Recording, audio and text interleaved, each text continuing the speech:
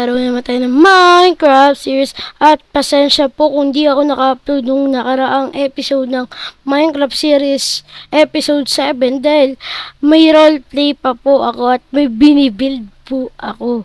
Kaya ngayon, baka nagtataka sa inyo yung iba, bakit may kapatid sa Minecraft, nag-roleplay lang po ako. At ginagaya ko lang po yung mga ibang YouTuber na nag-roleplay katulad ng Kadakrap. Dahil kung di nyo po natatanong, ang Kadakrap ang favorite SMP ko sa buong mundo. Papansin nyo na sa nether na tayo at papagandahin ko pa tong nether ko para para mas maganda. May hagdanan na tayo para dito tayo para dito tayo mahirapan bumaba dahil paikot-ikot ako pag bumababa at pataas. So ang goal naman natin dito ay pagandahin ko lang tong base ko. Kaya sirain ko muna to.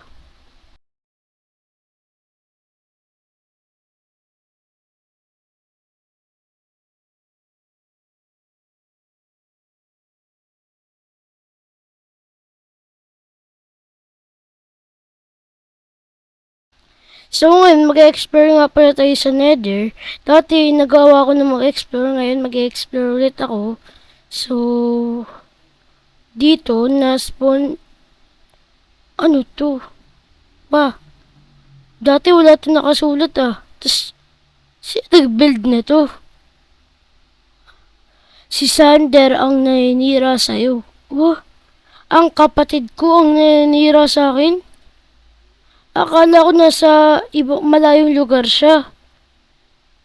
Patay na siya, ngunit ang kaluluwa niya ay hindi pa. Ha? Ano ba nangyari? Bakit siya galit sa akin? Hindi ko maintindihan. Parang wala naman na naalalang masama na gawa ko sa kanya. Ang kaluluwa ni Sander ay napunta sa Ender Dragon. So, ibig sabihin, ang kapatid ko na naninira sa akin. At para matigil ang paninira sa base ko, kailangan kong patayin ng dragon. Ito ba ang pinapahiwatik ng sulat na ito? Kung yun nga, kailangan natin maghanda. Mag-explore. Ay, naku po. Kaya ayoko mag-explore Kaya ayoko mag-explore sa nether. Tapos wala pa akong... Kung di nyo pa alam, pag pupunta po ako sa nether, dito ako napupunta. Hindi ko ba alam bakit, pero... Diyatanggap ko lang kasi malapit lang naman to sa akin. At kung titignan nyo dito, may napuntahan po akong cave.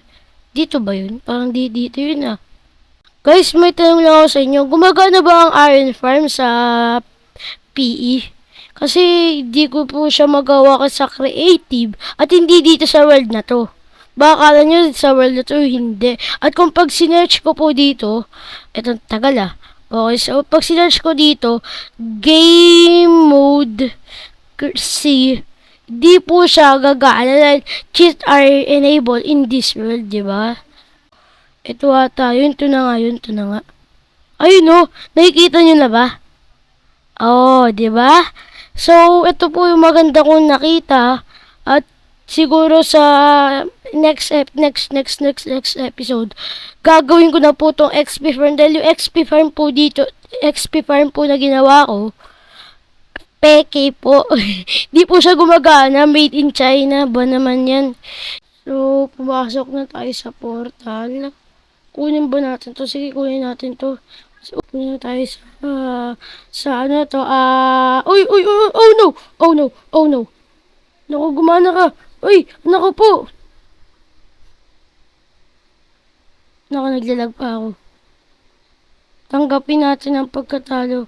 Uy, ba't Michelle? Nga tinap. Uy, naglagay ako fire resistance doon. Ba't ganun? Hindi gumana yung fire resistant ko. Ginamit ko yung potion. Wala na. Talo kagad tayo. Nether kagad. Talo kagad tayo sa nether. Ba naman yun? Nakita natin yun at nangyari yun. Yun ang pahiwatik na kailangan pa natin magpalakas. At yun ang nagpapahiwatik na kailangan na natin ng raiding hall o kaya mga villager.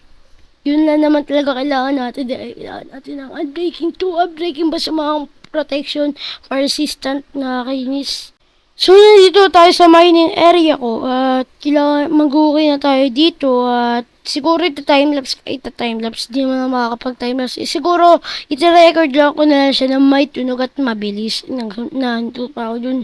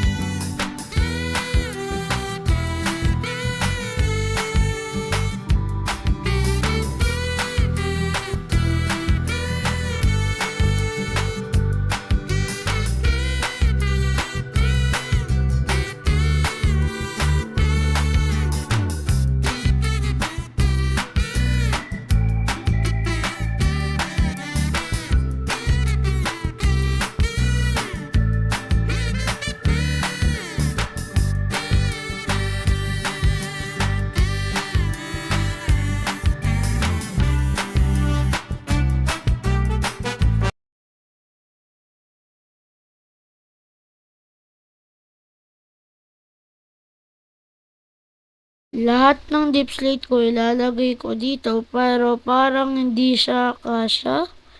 Di ba kasya? Di nga kasya ba? Di pa yan. So, doon natin siya ilagay sa dito. Masarap nakalagay dito. Konti lang dito ko nalalagay. Okay, nandito tayo. Dala ko na yung fortune na pickaxe ko. Ha, sana madami ako makuha dito kasi kinakapos na talaga ako sa unang basag. Bang! Parang nagpapahiwatig ko na malas Pangalawang basag. Pang! Ang dami! Pangatlo, malas. Pangapat, malas ulit. Ba't ka doon? Oh! Nakanay na tayo. May pang diamond block pa. Okay. Pang 12. Okay. Ano? 16. 17. Buno mo dyan, sunog dinagdog. Siray ko na din to kasi kailangan natin tumato. Kailangan natin magpalakas. Di ba, ang bilis natin natalo sa nether. Kailangan na natin ng villager. Pero, biglang nagbago yung isip ko. Di ba, may pinakita na nga pala ako sa inyong anong tawag dun? Ang tawag dun, nakalimutan ko. Hindi, XP farm. Ayun, tagal ko nag-isip dun Itatago ko lang itong mga mandi ko. Oh yeah. 21. Uy, dagdag. Okay, 25. Lalagay ko na itong mga lahat yung nandito maliban sa pickaxe. Siyempre, kailangan natin yan. XP farm na pinakita ko sa inyo kanina. Ngayon, gagawin natin siyang XP farm nga. Yun nga. Okay, nandito na nga pala tayo sa mob spawner. Nakalimutan ko kasi tawag kanina kay XP farm tawag ko dito Mob spawner pala, naglalag pa ako. Diba? Ang galing talaga, no? So, alam ko, 3 blocks pa baba, 3 blocks pa ganito. Tama ba?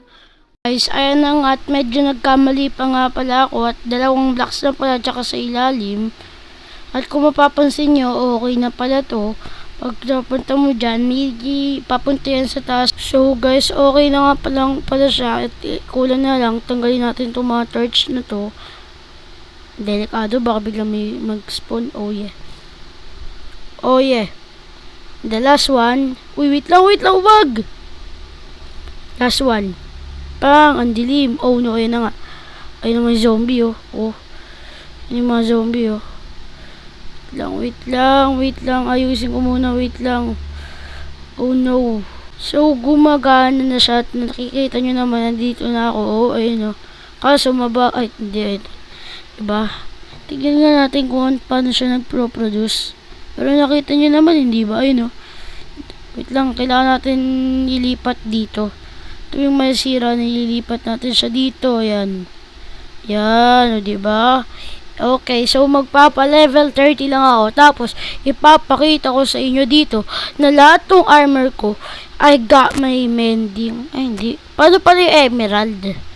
So, siguro magiging next episode na naman yun. Ay, ito zombie, please. Sayang zombie villager. At yun nga guys, at nakikita nyo naman gumagana na siya. Siguro dito na nagkatapos ng video to at kung nagustuhan nyo, i-like, comment, share, at subscribe. At yun lang. Paalam!